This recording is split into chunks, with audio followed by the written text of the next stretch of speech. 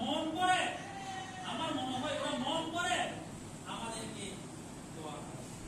সেটা কিভাবে বুঝতে হলাম? এরা খবর নিয়েছে, এরা যে প্রতিদিন হাত উঠায়, এরা কারা?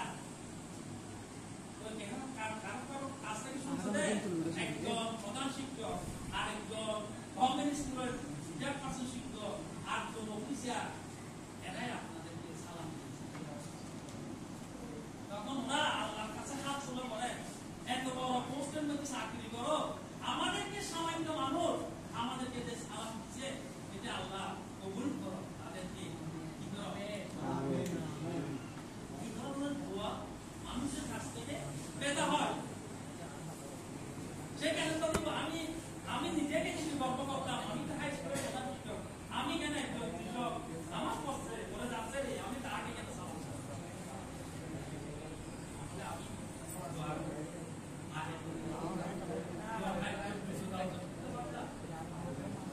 এই অহংকার করতা আমাদের জীবন থেকে ত্যাগ করবে।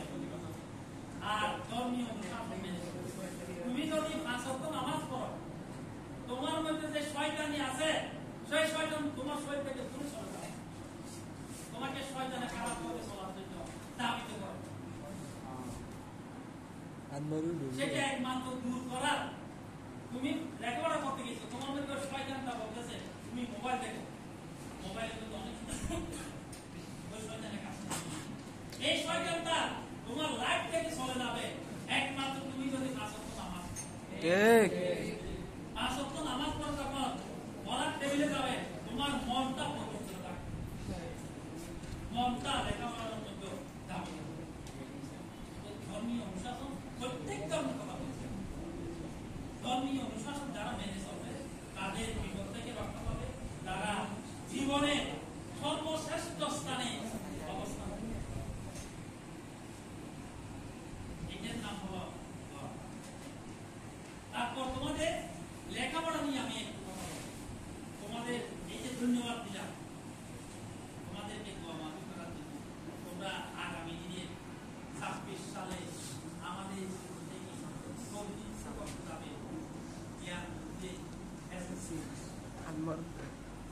সেই ক্ষেত্রে আজকে যেমন অনুষ্ঠানে সুশৃঙ্খলভাবে বসে রয়েছ, আল্লাহর প্রতি তোমাদের দৃঢ় বিশ্বাস রেখে চিন্তা ভাবনা সেদিকে ধাবিত করছ, সেদিনও এইভাবে শৃঙ্খলার সহিত আল্লাহর কাছে দোয়া চেয়ে সুন্দরভাবে অংশ উচ্ছৃঙ্খল মানুষের জীবনে সফলতা আনে না। সফলতা কোনোদিন উচ্ছৃঙ্খল জীবনের মৃত্যু আসে না।